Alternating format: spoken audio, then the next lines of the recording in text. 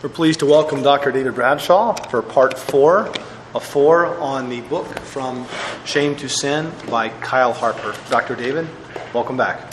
Oh, thank you, Father. It's a delight to finally be near the end. I think we've had some really fine discussions, and this book, lends itself to that. There's just so much in here that is worth knowing and worth considering. The fourth chapter that we're on tonight is pulling some threads together, in some ways going back to the first chapter, where he had talked about the specifically pagan views of sex and sexual morality, and he had a lot to say about pagan romance, such as the story of Leucippe and Cleitophon that we, I think, discussed when we talked about the first chapter. And those pagan romances, as the title, the genre of romance suggests, they have happy endings. They're typically stories about a virtuous young maiden who is a virgin, but who is thrust through bad fortune into various kinds of temptation and danger. They have sort of stock scenes, such as her being taken away by pirates, or even taken away and put into a brothel. But then through good fortune and heroism and moral fortitude, she comes through all that unscathed and ultimately is able to wed her beloved, who has been seeking her and is equally virtuous and good. And so these pagan romances sort of idealize what a perfect marriage might look like, a perfect romance that leads to a marriage. So they're good in their own way. But this chapter, he goes back to those. He sort of refreshes our memory a bit about those. But then he also brings in two other classes of what you might call Christian romance. One of them being some of the apocryphal acts of the apostles and others. And then the other class being some saints' lives, and particularly lives about penitent prostitutes or harlots. And there are quite a number of these. So I'll just quickly, so we have three bodies of literature that he's sort of juxtaposing here. The pagan romance, what you might call early Christian romance involved in or exhibited in these acts, apocryphal acts, and then the slightly later Christian romance of the saints' lives. And calling them romance doesn't mean that they don't have historical foundation, but it's pretty clear that in some ways the saints' lives are embellished and are even written in a way that they're deliberately replying to and making use of some of those conventions from the pagan romance, but in some cases turning them upside down. So far as the pagan romances go, let's see, he mentions a number of them. There's one called the Ephesian Tale, one called the History of Apollonius, and then one called the Ethiopian Tale. And he mainly brings out how there are certain stock motifs and ideas here. One of them being, for instance, that to be truly beautiful, one must be freeborn. And this kind of underscores how slaves were not fully human. And, even a slave might be physically beautiful, no doubt, but they were never idealized or praised within this type of literature. And beauty, attractiveness, and freeborn status and position in society all went together. And in fact, in particular, what he points out is that the romances treat the descent or the danger of descent into slavery and the sexual slavery that would accompany that as a kind of social death that one should seek to avoid at any cost, even suicide. And that's one of the ideas that when we talk a little bit later about the life of Thais, I believe it. No, I'm sorry. It's Mary, the niece of Abraham, that kind of particularly answers that idea. So we'll come to that in a minute. But the one other of these pagan romances he mentions is interesting, as it's a little bit transitional. It was written by someone named Heliodorus, who later became a Christian bishop. So he may have already been a Christian when he wrote this. We don't really know. It's called the Ethiopian Tale.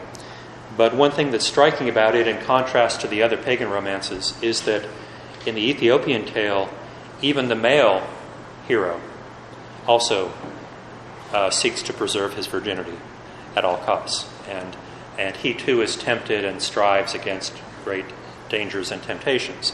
And that wasn't usually true in the more classical pagan romances. There was such a clear double standard.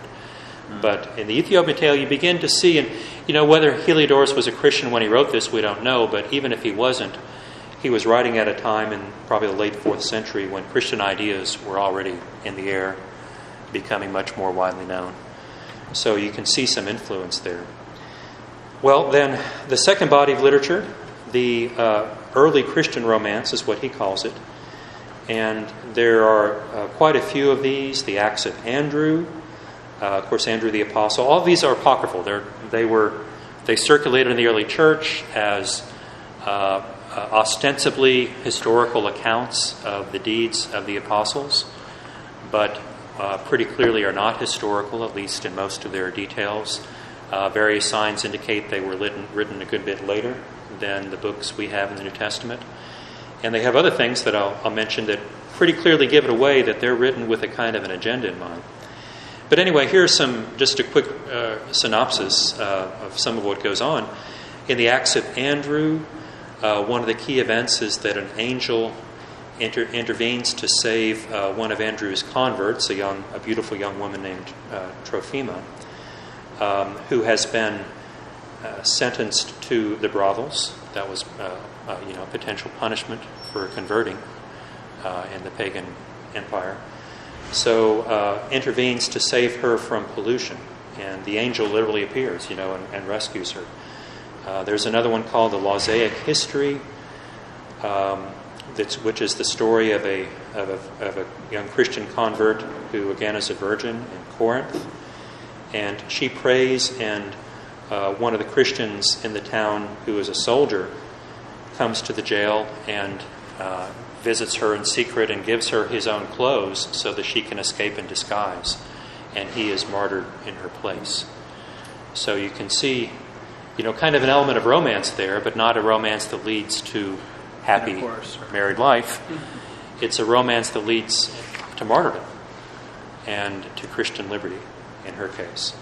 The Acts of Peter are really interesting because Peter, according to these Acts of Peter, he goes to Rome and preaches there not only chastity, in other words, virginity outside of marriage, but also virginity within marriage, okay? Telling his converts, who are more often women than men, that they should abstain from intercourse now that they have converted to the Christian faith. And this makes him an unpopular man, all right? And he has to flee the city. So there's this famous scene as he's fleeing Rome where he meets someone, and I take it that he recognizes this person as Christ. And he asks Christ, Quo vadis? Pardon me? Oh, yeah. Yeah, where are you going? Yeah, that's the famous name of a famous novel by... And movie. And movie, yeah. That I take was partly based on this. And Christ says, clearly, I'm going to Rome. And so Peter turns around and understands that he too is to go to Rome. And of course, that's where he's martyred. But in the context of, at least of this, the Acts of Peter, the reason he's martyred is not just because he's a Christian, it's because he's been teaching his converts no sex even within marriage. One line, he says, Peter has put Rome in an epic stir of erotic frustration. Wow. So no wonder. Finally sort that out. So what Harper being, he's not even a Christian, not as far as I know, but he's a good scholar, so he does point out all you have to do is read 1 Corinthians 7. This is not what St. Paul taught. St. Paul taught that husbands and wives are not to defraud one another, except if it be for a season to devote themselves to prayer. But it's actually a sin, in St. Paul's eyes, to sort of undermine the bodily integrity of the marriage in that way. So this is, I think, one of the signs, and one of the reasons probably that these were not accepted as canonical. One signs that they're from other sources, perhaps in some cases Gnostic sources. And some of you may know more about these, apocryphal Acts than I do. I just know what Harper has to say. Well, the dating of the Acts of Peter is fairly late, and there's already been substantial controversy over the question of sex within marriage for Christians. and it's actually winding down. So the Acts of Peter is kind of an attempt to put this idea in the words of the foremost apostle. Because they know that they're losing, so they need a trump card, right? So they're trying to say, look, Peter taught it. Oh, okay. Yeah. So maybe forged partly for that very reason. Yeah. Well, what Harper says about all of these is that they are, in a way, deliberately exaggerated because they're using sex as a symbol of the world. And they're trying to drive home that becoming a Christian requires renunciation of the world. Maybe more obviously true at that time even than for us. I think it's true for us too. But of course at this time, the world was still a world of idolatry. And Christians were persecuted. And so they are exaggerating in ways that go beyond orthodoxy. But as romance, as stories to read for the sake of the story, they do have a lot of power. And there are others. He mentions the Acts of Thomas, the Acts of Paul and Thecla, and even others. I forget them all. But in all of these, the apostles are portrayed in this way as teaching converts who are married to no longer have relations with their husband or wife. And in every case, that's part of what gets them in trouble and kind of drives the story. The case of Paul and Thecla, it's in a way kind of a love story, you might say, because Thecla is a pagan who hears Paul's preaching and has to escape from her suitors. She's an eligible young Roman maiden, and twice she has to do this. She has to escape in order to go follow Paul and live a chaste life as his disciple. So that too was part of it. Well, so that's sort of what he calls early Christian romance. And the way he puts it is that, I like the way he put it here. He says that all of these, what they're really doing is that they're dramatizing a rejection of society and society's claim to represent the constitutive grounds of the self. All right? In other words, in pagan literature, those pagan romances, and also elsewhere, the pagan moralists that we've talked about, the assumption is always that it's your status in society that makes you who you are. And if your fortune is good, if the stars smile upon you, then you live the life of a virtuous woman or a virtuous man. You maintain your chastity, your integrity within marriage, and you can have all those blessed things. If your fortune is bad, then you may end up as a slave or in a brothel. And but it's society that ultimately defines who you are, for better or for worse. And what this Christian literature is doing is rejecting that fundamental premise and saying, no, you're free to respond to God's call that came through the apostles. And yes, it may cost you greatly. They're full of persecution that takes different forms, but in every case, it's not society anymore that's defining who you are. It's your own free response to God. So there's a fundamental shift there, and what we're seeing here is that shift at the level, if you will, of the sort of the popular imagination. Very Jewish. Very Jewish? Yeah. Mm-hmm. I mean, we have figures of Jacob, right, who's the second-born, who should be kind of the nobody. But Jacob have I loved, and Esau have I hated. Mm-hmm. God kind of picks up the small, Yeah. the insignificant, and elevates them. Yeah, good point. And of course, in 1 Corinthians, Paul kind of boasts about this, that it wasn't the wise of this world. It's rather the foolish of this world. It's where we get the whole notion of fools for Christ. It's the foolish of this world who have responded to the gospel. So that's there from the beginning, and in that way, you might, there's these apocryphal acts are sort of orthodox at heart, even though some of their teachings are not orthodox. Well, all right. So then the third body of literature, he says, you see a shift after the conversion of Constantine, when persecution is no longer a live danger, but there's still a kind of a felt need to dramatize at the imaginative level what the world is, the Christian world that we live in, the Christian moral universe is like now, as opposed to that old pagan moral universe. And this is done partly through lives of or stories of harlots who repent and become great models of repentance. And this is familiar to all of us, of course, in Orthodoxy, because we all know the story of St. Mary of Egypt, and she's maybe the most famous of these. Now, as I understand it, you might also think immediately of St. Mary Magdalene, right, in the Gospels. In our tradition, she's not a harlot, though. Right, yeah, so that's a little different in East and West. Yeah, West is pretty clear, but in the East, the fathers are, Chrysostom says no. Uh-huh. You know. Yeah. Yeah, St. Mary Magdalene is not, but there is still... pardon me? Yeah, the woman at the well, right? Yeah, who's had... She wasn't, per se, but wasn't there another one the one who wipes his feet with her tears? Yeah. And that was the one that Pope St. Gregory confused for Mary Magdalene. Okay. Which is where that tradition arises. Yeah. It's a fair mistake. Yeah. Well, so even if she's not Mary Magdalene, but still she is a historical figure in the Gospels, probably, she's called, I think, a sinful woman, right? Probably a harlot. And as I understand it, people back then actually kept their tears in little jars. You ever heard this?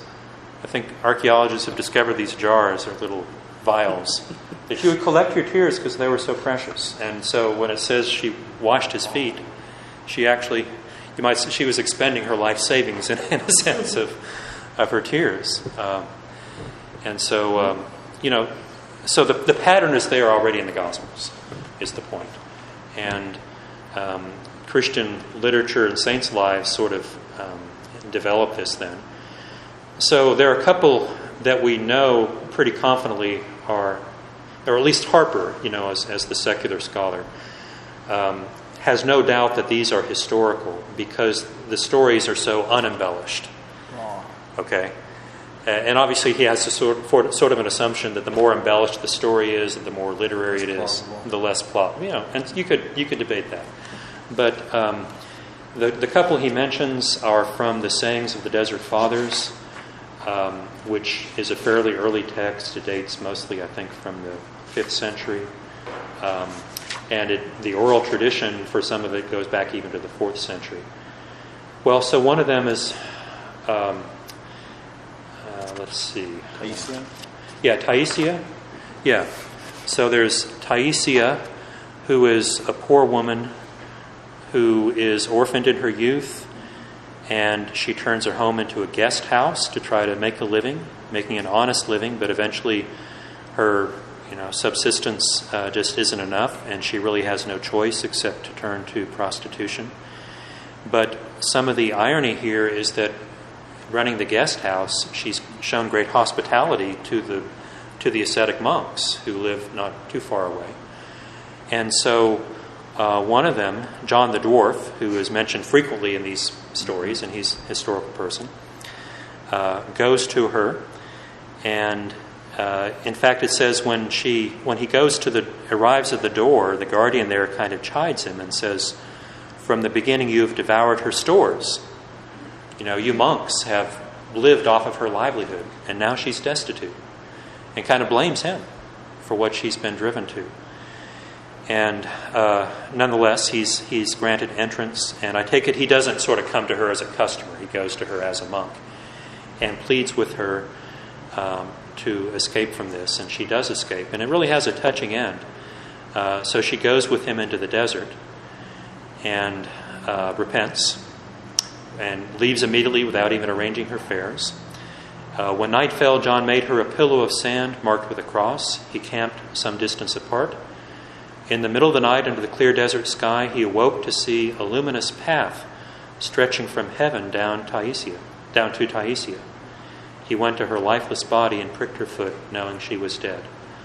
But he heard a voice affirm, after 1 hour of repentance, she will be received before those who repent for great lengths of time, without showing such fervor as did she. So, a very powerful story, particularly sort of juxtaposed that it's in the midst of the stories of monks who spend their whole lives in the desert, living the life of repentance. So, that's one that's early and pretty clearly historical. Another that's also in the sayings of the Desert Fathers is about a monk named Serapion, who goes to visit a prostitute in her cell. And let's see, he goes in to visit. Again, it doesn't say if he sort of goes under pretext of being a customer. I take it not. But he chants the Psalms and prays to God that she would repent and be saved. The prostitute realizes then that he has come to save her soul. She cries and asks Serapion to lead her away. When they arrive at a monastery of virgins, he gives the abbess instructions to be gentle with her. After a few days, the former prostitute tells the abbess, "I'm a sinner, I want to eat every 2 days." Then again she says, a little while later, "I'm a sinner, I want to eat every 4 days." And finally she asks the abbess to wall her in a cell with only a little opening to pass through bread. And it says, thus for the rest of her life she was pleasing to God. And it makes the point, the story begins in a cell,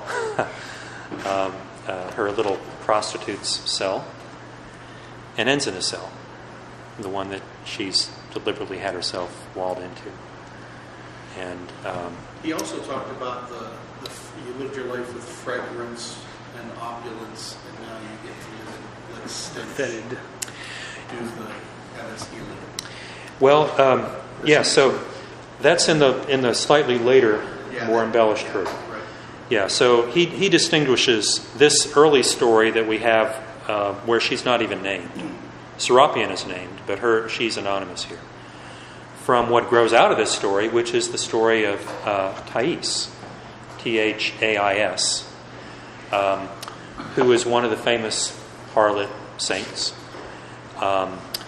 And yeah, so there's a later life of her. That's not terribly later. I think 5th century. Yeah, he says 5th or 6th century, in which there are many more details.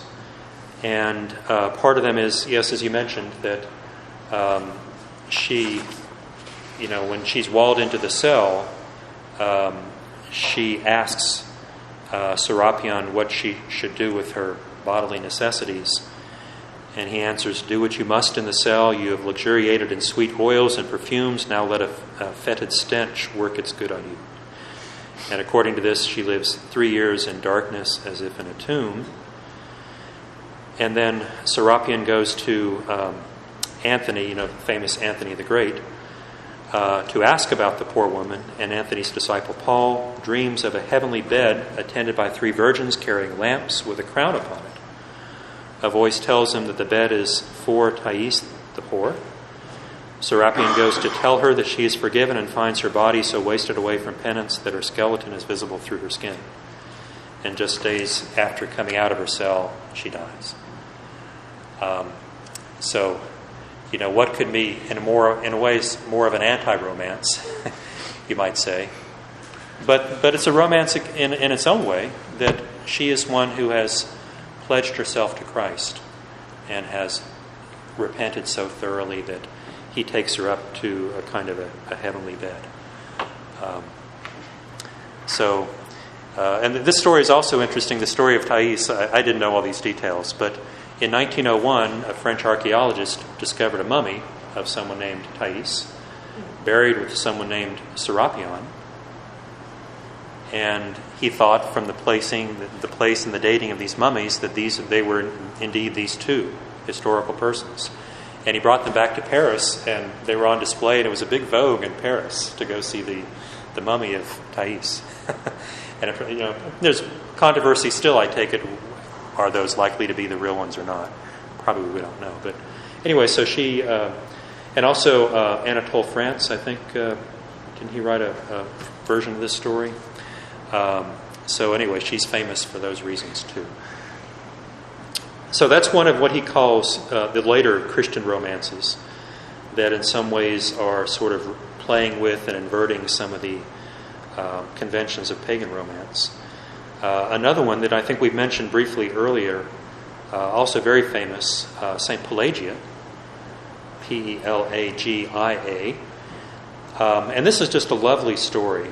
Now, this one, I would tend to believe a lot of this is sort of fictionalized because the story is just, in some ways, just too perfect. But it's a beautiful story. And according to the story, Nonos is a bishop and kind of a senior bishop.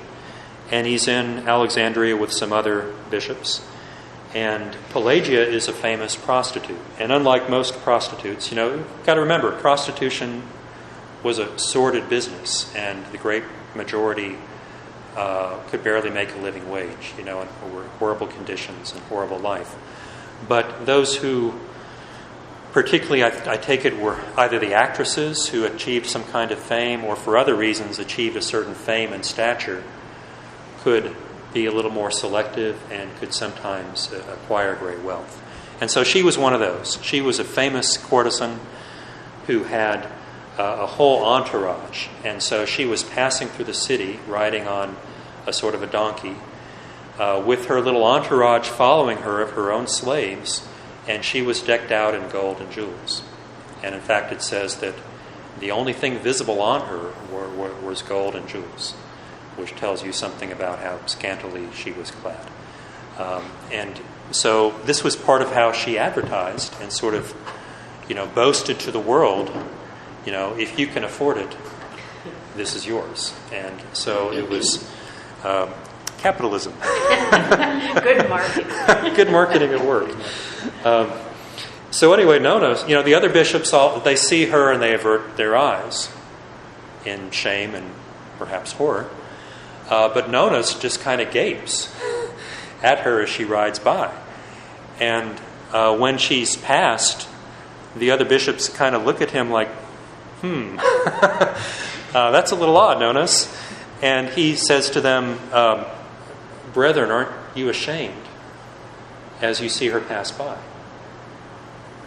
And they say, well, why? And he says, don't you see that she's arrayed herself and spent so many hours in such tremendous care making herself so beautiful, making her body beautiful just for men. And here am I, and what have I done to make my soul beautiful for God? And he really means this. And he is, he's sort of, and what Harper points out is this is sort of an inversion of the pagan romance where the two lovers see each other and it's love at first sight. Well, Nonos, at first sight, he's taken with Pelagia, not in an erotic way, but in a form of Christian love, where he goes home and he prays for her ardently. And the story is told by his deacon, who is, in the adjacent cell and hears these prayers going on all through the night. And so the next day, Nonos preaches in church, and Pelagia happens to come into the church. And this time it's the other way. This time it's she who sees him. And she too is stricken with love. Not with, again, the erotic love, but rather stricken with his preaching and a love for the gospel. And so she repents and immediately goes to seek him and begs for baptism. And he refuses even to meet with her privately because he knows that's dangerous. But he arranges a sort of a public hearing with other clergy. And she comes and canonically, apparently this time, the requirement was that if a prostitute converted and asked for baptism, she had to have a sort of a sponsor who would stand for her and vouch that she was serious and who would take responsibility for her changing her way of life. And Pelagia didn't have that. So they first tell her, well, you have to find a sponsor like this, and so we can't baptize you yet. And she throws herself at Nonos' feet and says, I'm not going to get up until you grant me this baptism. And, she sounds almost hysterical, frankly, when you read it. But they're so moved and by her sincerity that they immediately send for a deaconess. There were deaconesses at this time, and they had to have her then to baptize Pelagia. And then Pelagia goes, at Nonos' instruction, goes to Palestine to live as an ascetic and shaves herself and dresses as a monk. And no one knows who she is, and they don't know, in fact, that she's a woman until years later. One of Nonos' disciples, as I recall, he goes on a trip to Palestine and happens to call upon him, or maybe Nonos sent him, I forget. But anyway, he calls upon Pelagia, not knowing that it's Pelagia, and finds that she's dead, and when they go to anoint the body, they realize it's a woman's body. She too, in some ways, kind of like Mary of Egypt, a model of repentance and a model of sort of from the depths to the heights. So the last story I'll tell you then, you all know the story of St. Mary. I won't tell that one. But there's another Mary, and there's also a very touching story about her, Mary, the niece of Abraham.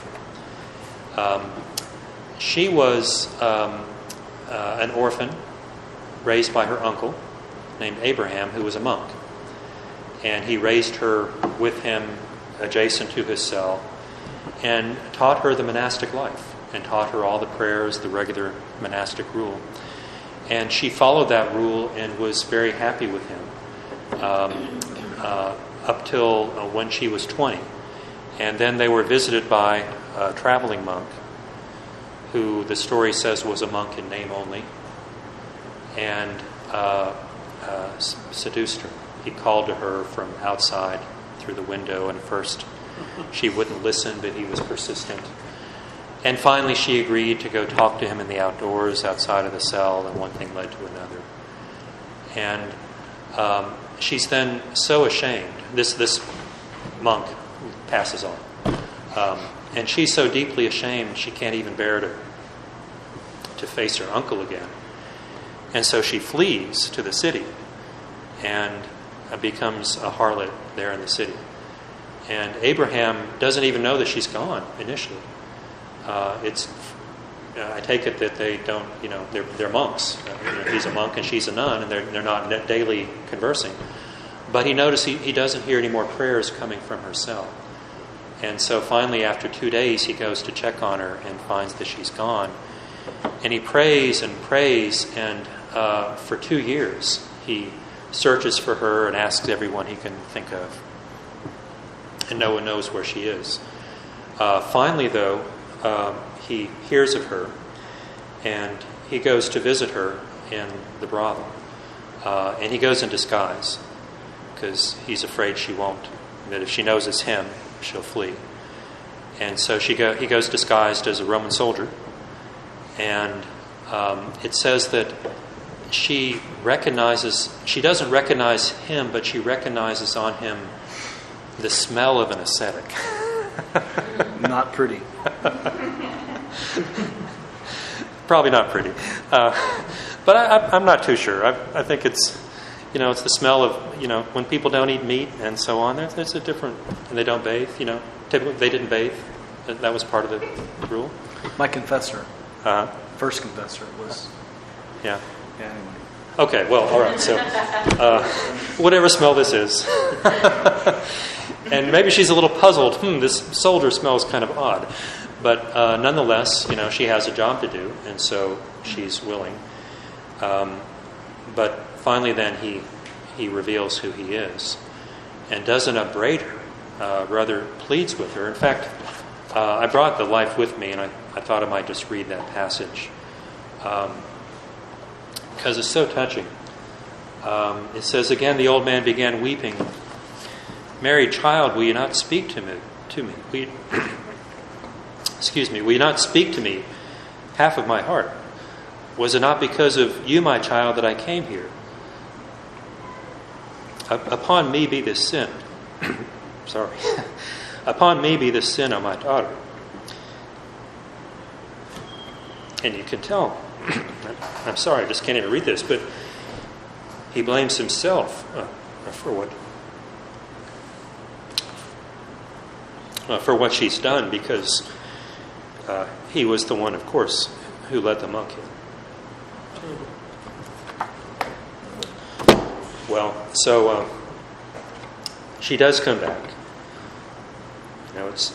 It takes great pleading for her even to be able to speak. But finally, she does come back.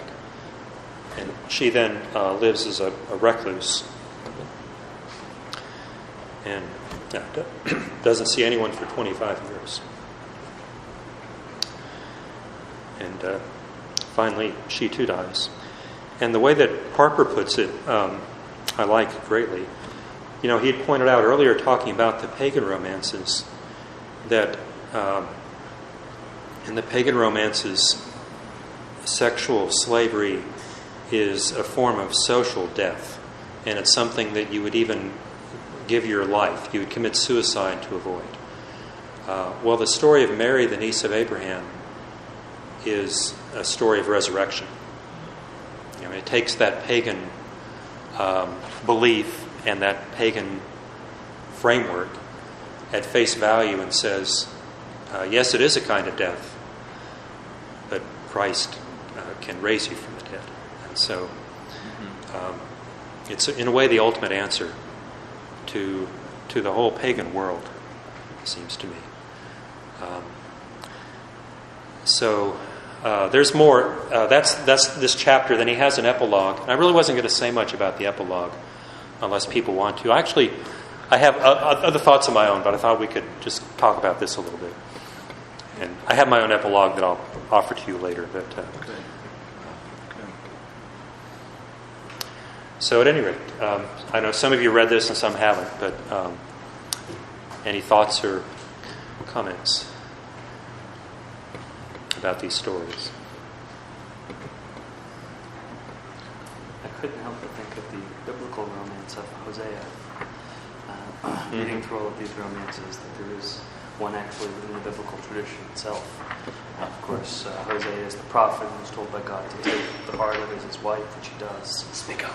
And then the harlot leaves him many, many times, and he keeps calling her back and calling her back. And of course, this is the great imagery of the text of Hosea is that Israel, and indeed we, are the harlot, which God is constantly calling to, and we constantly turn away from him, but he chases after us. He doesn't just let us go on our own way.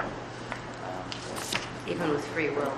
What's that? Even with free will, he doesn't Yeah. let us just go our own way. Yeah. He's waiting. He pursues us. Yeah. Mm-hmm. He does mention, or gives a couple of pages here to a story I skipped from the Talmud. Yeah. Yeah. That was interesting. It is. It's sort of a Jewish analog to these Christian saints' lives. It's about the daughter of a man named Hanina. I believe he's a rabbi. And his daughter is, Hanina is sentenced to death, his wife to exile, and his virgin daughter assigned to penal prostitution. So it's in that way very much like the martyrs, the story of the martyrs in Christianity. And she is rescued by another rabbi, Rabbi Meir, who also, he goes to the brothel disguised as a Roman soldier.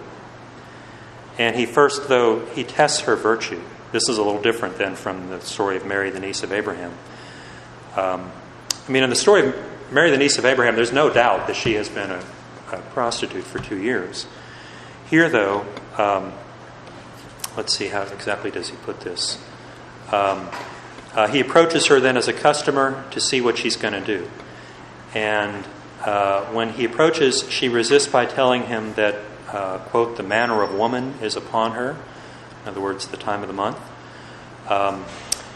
And that in this way she is managing to avoid committing the sinful act and doing it, in fact, in a way that's sort of in the spirit of the law, which commands no sin during the period of... He's her brother-in-law. Yeah. Okay. So anyway, so he says that he will wait for her cycle to finish, but she redirects him to other women in the brothel. And he reasons that she has acted thus with all her customers and therefore merits salvation. And he bribes the guard and secures her release. So it's similar to the Christian stories, but not exactly, because there is this sort of test of virtue before he decides that she's worthy of rescue. But then you can also look at it as a story illustrating the primacy of devotion to the Torah above all else. And it's the very way that she escapes committing sin is itself sort of a testament to her devotion to Torah. So it's powerful in its own way. And it is definitely worth remembering the Jews were persecuted too, and they also suffered some of the same things that Christians did.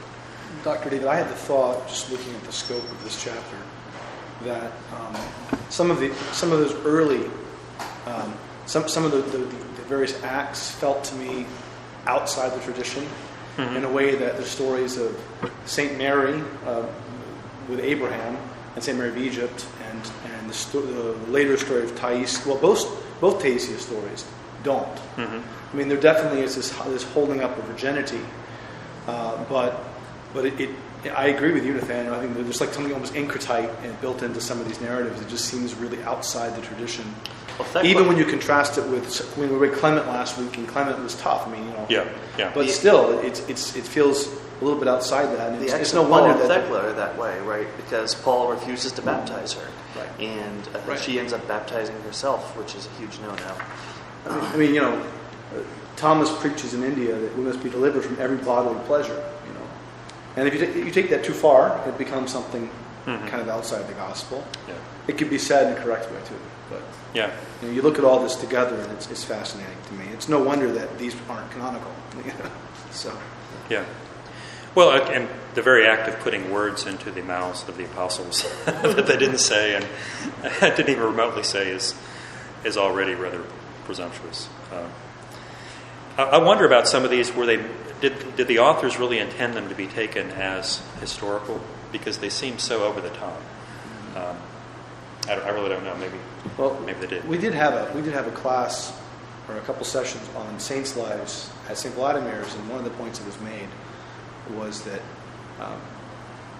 just as iconography, no one imagines the icon as a photograph. So too, no one reading a saint's life should see it as an iconic version of history, so to speak. As if we can know what history is anyway. But it's a stylized representation of events, and we should accept that as part of the genre. Yeah. It doesn't mean that there's not historical truth in there, but you have to sort through it and be sober about all that.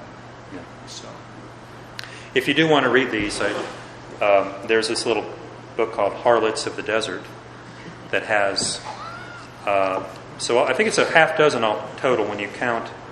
Well, he starts with St. Mary Magdalene, and then St. Mary of Egypt, Pelagia, Thais, and Mary the niece of Abraham. And then the edition of the Desert Fathers by Helen Waddell, which is from Penguin and not at all expensive, has the life of Pelagia, I think, and Mary the niece of Abraham, and lots of other good stuff. And so I recommend both of those. Christian romances. Yes, Christian romances. Now that we've kind of finished the book, I may have missed it, but was the Mother of God mentioned at all in terms of the question of sexuality? Because that seems That's like fascinating. a very central I know. aspect, especially with the Proto-Evangelium of James. No reference to that in the entire book. No. There are huge things he doesn't mention. He doesn't mention the story of Genesis, the creation of Adam and Eve, and the way Christ references that as, for this reason a man shall leave his father and mother and cleave to his wife. Doesn't even mention that. There's no mention right? of the wedding at Cana. Wedding at Cana, yeah. Ephesians 5. Joseph. Right. Joseph is probably one of the most important ones because of the patriarchs. He's the first one to resist sexual temptation. Right? And he has one wife. Because Abraham, of course, has Hagar, and then Jacob has two other slave women that are his wives. But Joseph, when tempted, flees, and she grabs his cloak and leaves him behind. Maybe he didn't want to get into anything deeply theological or controversial. He did, yeah. It's a monograph. Right, Yeah. yeah.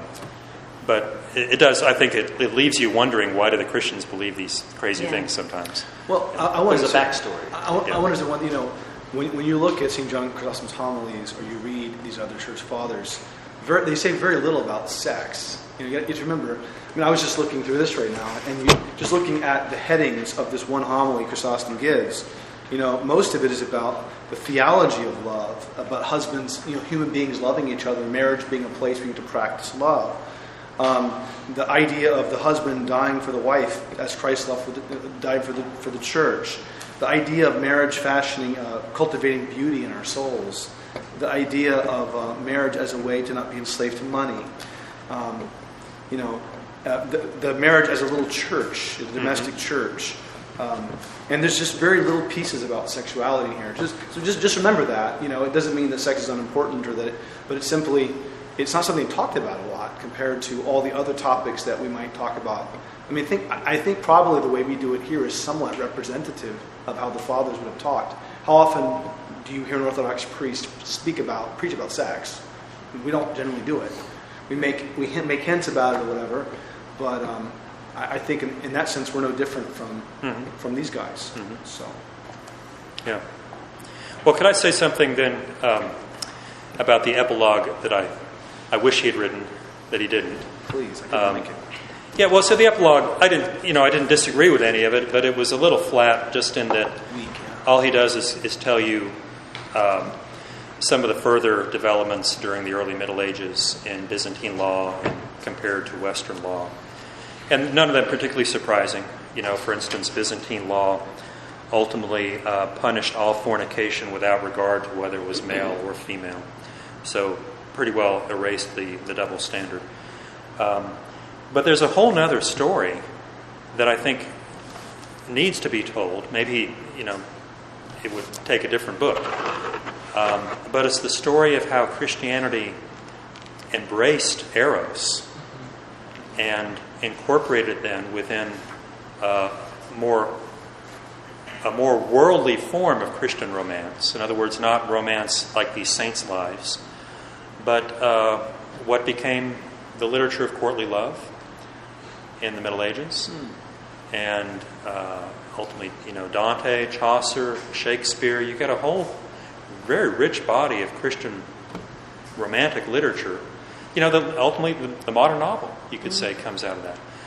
And as I would see it, of course I'm a philosopher, so I have biases. Well, I think that Dionysius the Areopagite is really central to that story. There's a chapter in the Divine Names, which is one of his books. It's about the different names of God. And chapter 4 of the Divine Names, he says the first and highest name of God actually has two forms: God as the good, but also God as the beautiful. And these are both classical names. They're both drawn from Plato. He's actually synthesizing here things Plato talks about the good in the Republic. He talks about the beautiful itself in the Symposium. He's sort of synthesizing those. But as he goes along, he has a lot to say in this chapter. He says God is not only the good and the beautiful, he's also eros and agape. He's the love that we have for the good and the beautiful. And he says that it's sort of funny how he does this. He says he tries to quote Scripture, and he realizes, well, there really are no Scriptures that say anything about eros whatsoever. So he finds something in Proverbs that really has nothing to do with it, but at least it uses the word once. And so, but of course, there's a lot about agape. But what he says is that in God, eros and agape are the same. And he says the definition of eros and agape at the highest level, it's good, seeking good for the sake of the good. And he says that's what God is. And when Scripture says that God is agape, which of course it does in 1 John, that's how he interprets that statement. And he says you can equally say that God is eros. Eros too is one of the names of God. And so he takes, what Harper has described as the pagan view of eros as a god and totally inverts it or subverts it, but also sort of, resurrects it in a way, in a different form, to say eros is one of the names of the true God. And because of that, eros is, then a form of love that has a place within the ways that we seek God. And he makes use of a lot of that Platonic language of how our seeking of different kinds of beauty, sensual beauty, are different ways that we have of seeking God, sometimes blindly and unknowingly, not knowing what we're doing. And that, I think, once you sort of take that idea to heart, then it just opens up possibilities for the imagination. It doesn't even talk about the eros of God as an activity, which is actually something that's coming towards us, his desire for us as an eros. Yes, yeah. And he's focusing more there on sort of the divine eros, if you will. But when he does talk about beauty, God as the beautiful, what he says is that, the Greek word beauty is kalos, K-A-L-O-S. And he says it comes from the verb kaleo, which means to call or to summon. And beauty is that which calls us or summons us. And so he says all the different forms of beauty are summoning us to God. And this kind of segues, he has a little discussion then of is there anything that isn't good in some sense? And he says, well, no, because everything that exists is made by God and is made to be good. And insofar as it has being, it is good. And he says even the demons are what they are because they're seeking the good and the beautiful in the wrong way. And their free will has perverted what God made to be good. Well, I think that book that's written about, the courtly love tradition is C.S. Lewis's Allegory of Love, which I've only begun, but he says there's very few things new under the sun, but courtly love is new. Yeah. It was invented by Christian Europe. He has some, and the way he puts it in there, he actually says he wrote that book when he was kind of young and brash, I think. Yeah. It was his first book, but he says you can pinpoint specifically when the idea of romantic love entered the Western consciousness. It was when Chrétien de Troyes, after he wrote the story of Eric and Aeneid. And then, I forget the title, but the next story he wrote, because in the story of Eric and Aeneid, Eric is the hero of the story, and he has the woman walking behind him carrying his gear, or dragging his gear in a cart. That's so romantic. But which would not have been unusual in a medieval feudal society at that time. But then the next story that Chrétien writes, and this is all in the 1140s, it's totally different. And the knight who's the hero is seeking this lady love for whom he performs wonderful deeds of daring do. And it's a quest to seek her and to make himself worthy of her. Isn't there a parallel of that in probably the ultimate Christian romance, which is the Song of Songs, where the husband pursues after the woman because of her great beauty and virtue? Yeah, well, it'd be interesting to know how preaching on the Song of Songs might have affected this courtly love movement. As I recall, Lewis sort of presents it as a bolt out of the blue, and I think that's probably not the case. There were sources. I think Dionysius was part of the story, and probably preaching on the Song of Songs was part of the story. And people also think that some of the literature in Muslim Spain, which was influencing southern France or Provence, where all this stuff originated, was also part of the story. I don't know. That would be well worth looking into in its own right. I think talking again on Song of Songs, one of the themes that's kind of come out is the power imbalance in Roman society, where the nobles, and particularly the male nobles, had all the power. It's interesting to kind of juxtapose that with Song of Songs 6:8. I am my beloved's, and my beloved is mine. There's that reciprocity that seems to be lacking in everything else we've talked about. Yeah. It strikes me that this idea that you're putting forward of good and beautiful, that maps directly to Genesis 1. It's Tov and Kalos. You've got God created it. It was good. It was beautiful. It was there.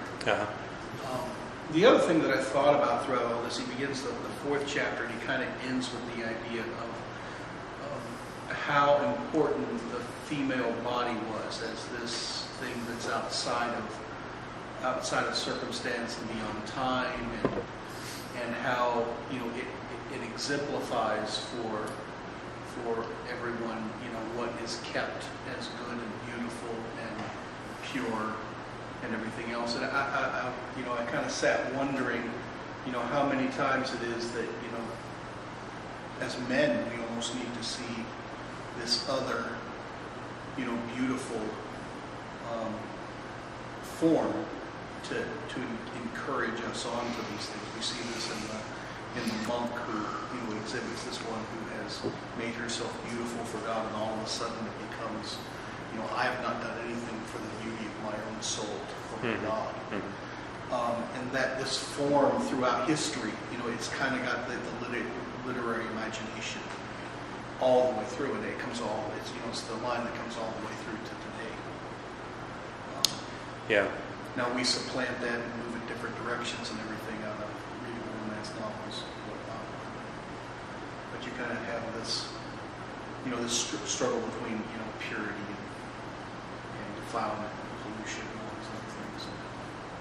Well, I wish he had talked more about the Theotokos and devotion to the Theotokos, because Just say it seems that the height of virginity is there, but he never talks about what that is, kind of the supreme picture of that. The pinnacle, that's Absolutely. sort of odd. Well, as I would see it, so the pagans, of course, had statues of Aphrodite, and they had the murals that were very graphic and very florid, and they depicted feminine beauty in straightforward sensual terms, and Christianity rejected that, right? And so, in fact, it even rejected it in the East. It didn't even use statues anymore, by and large, rather icons, and there was, it saw that cult of feminine physical beauty as a pagan thing that is a temptation to be set aside. But instead, it elevates the Theotokos and sort of, redirects some of that psychic energy toward her as the model of what a true woman is. And, that I think, that also is part of the story of how Eros finds its way back into the Christian imagination, because it sort of purifies the ideal of woman in a way. It means it enables men to think about women as not the way the pagans did, as sort of a necessary outlet for this physical drive that controls me. I just have to find some vehicle for it, right? But no, it changed the whole ideal of what a woman is to something that is higher and can motivate you in other ways, inspire you in other ways. And so, that's another big gaping hole kind of coming back to. It's the same period, though. It's the very years in which we're tracing all of this stuff is when you see the devotion to the Virgin Mary really gaining a ground in the church. Yeah. Right. Mary sort of combines the maternal kind of ideal of woman and also the bride ideal of woman, that she's modest and comely and, sort of worthy of God being her husband in a sense, Just kind of interesting to combine those two. Yeah. It's interesting that what we might call the mystagogical typology of the New Testament actually puts the men in the role of the woman. Right? Mm-hmm. We're the bride of Christ. Mm-hmm. We're not the conqueror who takes the plunder from the city we've just conquered.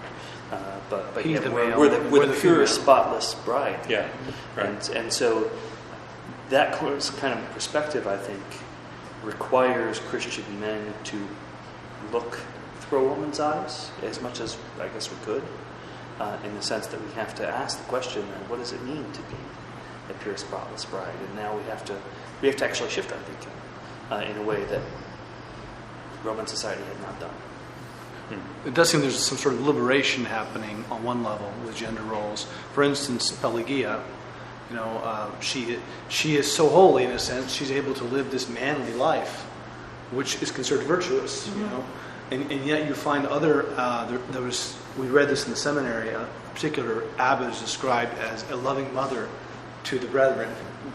He's gendered feminine. And we're not talking about any weird. But that's a positive thing, which is unbelievable. Exactly. I think Tamara actually pointed out one time that in the conversation that in the hymns about the saints, a lot of times we praise women for very manly traits like courage, and we praise men for gentleness. And Exactly. wisdom. Well, the Theotokos is our champion. Yeah. Amazing. That's your title, champion. Yeah. Champion. Yeah, you don't call men that usually. That's interesting. Well, if I could, on this point, Father, there's a little story that this author quotes, attributed again to John the Dwarf. Oh. Okay, our friend John the Dwarf. It says, one of the old men said, "John, you are like a courtesan who shows her beauty to increase the number of her lovers." Abba John kissed him and said, "You are quite right, Father." I just like to imagine Tyrion saying that.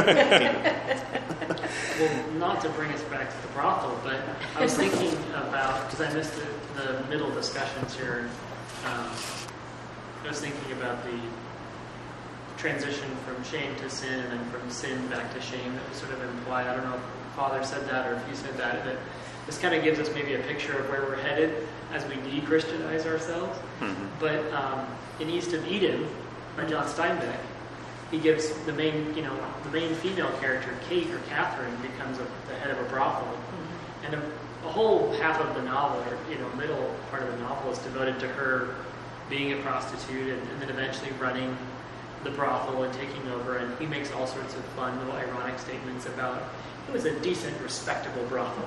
She ran the brothel with the manager's hand, and stuff like that. And he enjoys the irony of that. But I think it's in that book, it's the Wild West. That's a kind of like lawless, pagan, pre-Christian setting. So that's, I don't know, that's helping me to now go back and think about that part of the novel. Well, if we want to rant about modern culture, the theme of the noble prostitute is fairly common in modern culture and literature, movies, all kinds of things. There's a strong glorification of the sex trade. And Pretty Woman, right? Mm-hmm. That movie, I think, glamorized it. It really did, Yeah. in a modern sense. Yeah.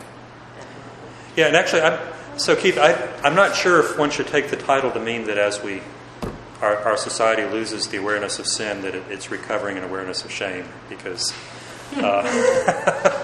we can be pretty shameless, as in these examples. It's hard to know exactly what people do find shameful, particularly as it relates to sex at all. But in the one sense, I think you can draw that conclusion in the sense of that the shame that arose in the early period was largely a shame about nobility and societal shame, and we are regaining that kind of shame. Particularly, we talk about race relations, for instance. Which is an important topic for us to discuss. I don't want to minimize that. But the way that it's articulated is all about how dare you have ideas like that. You should be ashamed of yourself.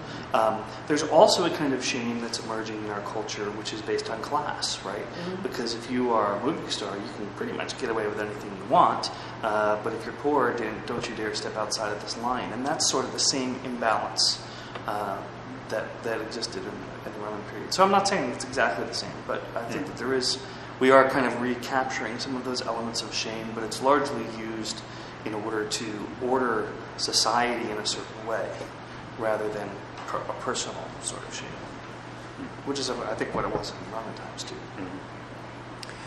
Well, of course, there's always going to be a difference between a pre-Christian society and a post-Christian society, because Christianity does bring into the world ideas that remain even when Christianity has been rejected. Mm-hmm. And I think the idea of free will, of an ability to shape yourself in defiance of society or the social expectations is incredibly powerful, and it's shaped our culture it had Christian origins, but the post-Christian world is still enthralled with that idea. And a lot of people like nothing better than to push the boundaries in any possible way to show that society can't tell me what to do or who to be. And now that whether they succeed is another question, but it's sort of the romantic ideal of the rebel who blazes a new trail. So American too, so Western. Yeah. Rugged individual. Yeah.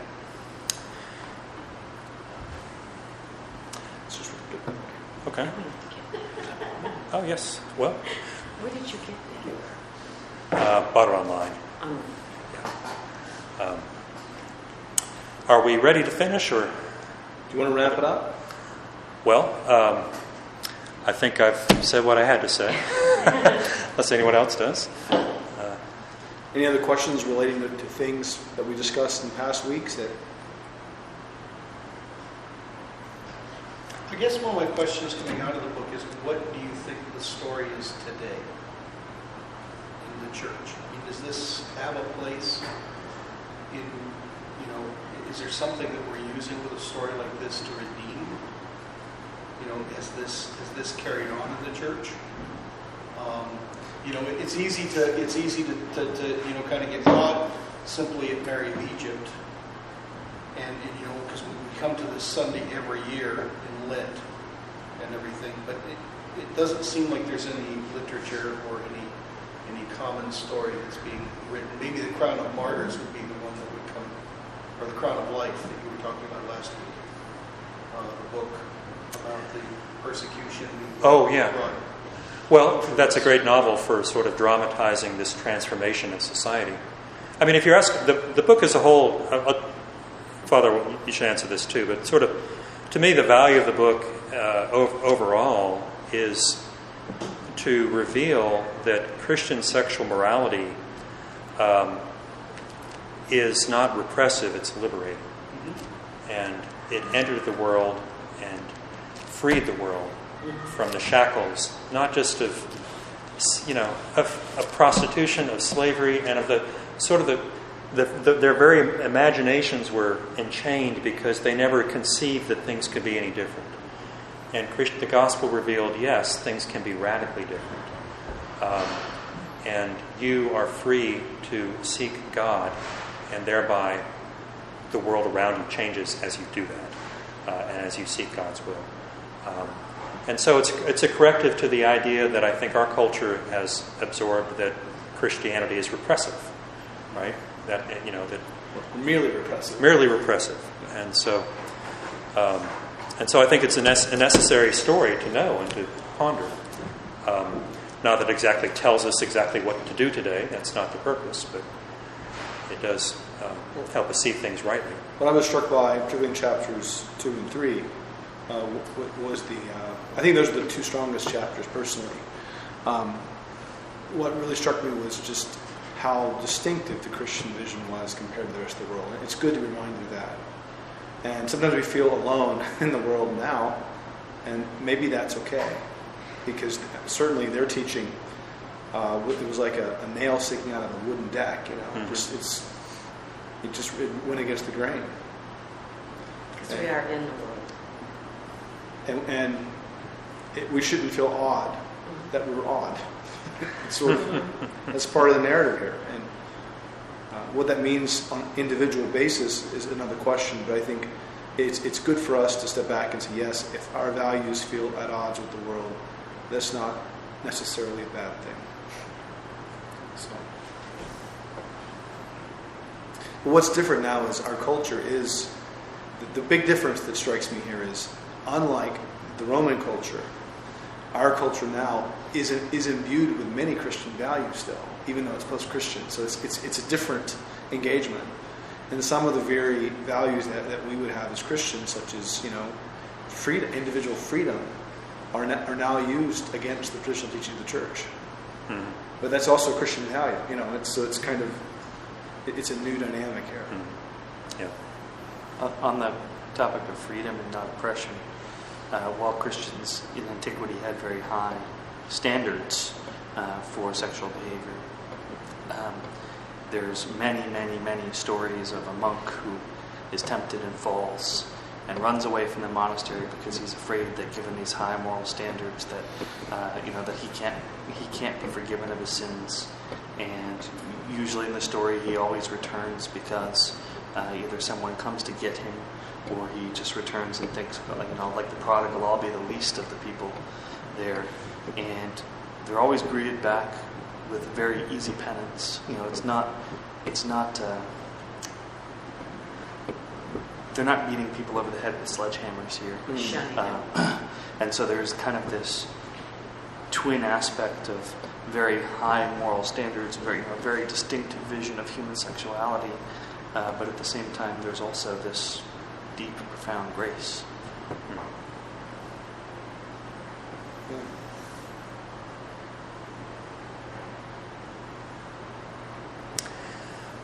Thank you very much. Yes. Well, thank you all. It was a good discussion. I enjoyed it. Okay. Appreciate it. We'll sing. Let's all Virgin Mary. All right.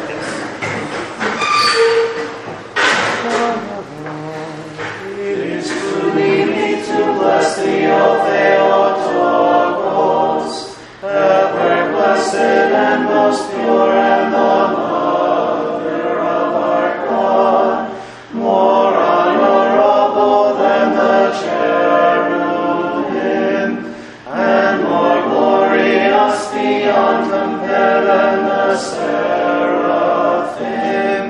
Without corruption thou gavest birth to God.